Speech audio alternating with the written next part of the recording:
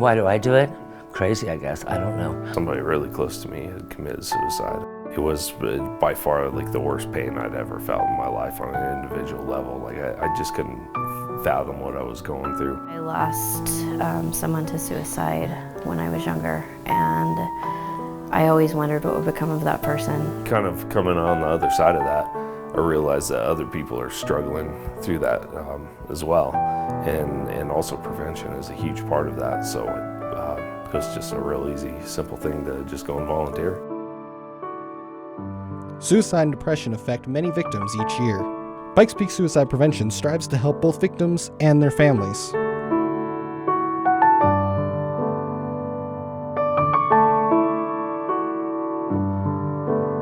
So it was founded by 3 women, Loretta Archibald, Janet Perot, and a woman named Susan Golden. And they started because 2 of them, Janet had lost, I think, her 13-year-old son to suicide. And Loretta had lost her son, I think he was like early 20s. And so there wasn't anywhere for them to find services or anyone to talk about suicide. Because it's taken a lot for people to even talk about suicide out loud. So it's getting a little better. So that's why they found it, because there were no services. The rate is about 28, I think, for 2017 per 100,000. But that means in 2016, 189 people died in El Paso County by suicide.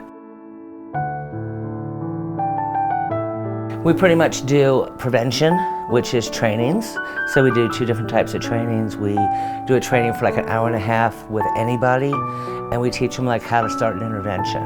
And then we do a 2-day intensive training where we teach school counselors, firefighters, police officers how to do an intervention and how to follow through with an intervention. So that's the prevention part.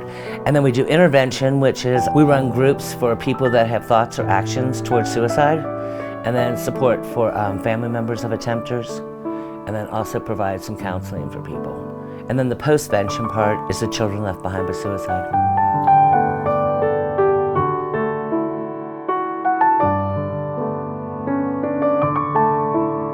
The misconception about suicide is that it can be prevented, and not necessarily people that talk about it are going to do it. And if someone just says it fleeting, it doesn't mean that they're not going to do it. It needs to be taken seriously. We know that there are about 500 youth that have been impacted by suicide in the last 6 years from their parents. So there should be hundreds of kids belonging to these groups instead of 10 or 12.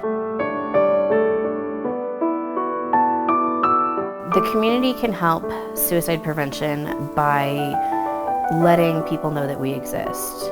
And we all don't have some large marketing budget to do it, so it's kind of word of mouth, or when we train, we tell people. Letting people know that mental illness can be helped. You need to talk about it. Just because you don't talk about it doesn't mean it doesn't exist. It's important for people to understand that suicide is preventable. Mental illness can be helped. All of these things kind of go hand in hand.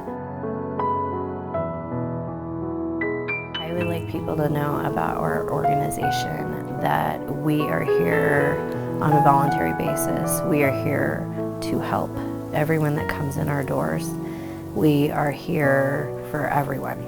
We're here to help the populace. We're not here to further ourselves. We're here to save lives.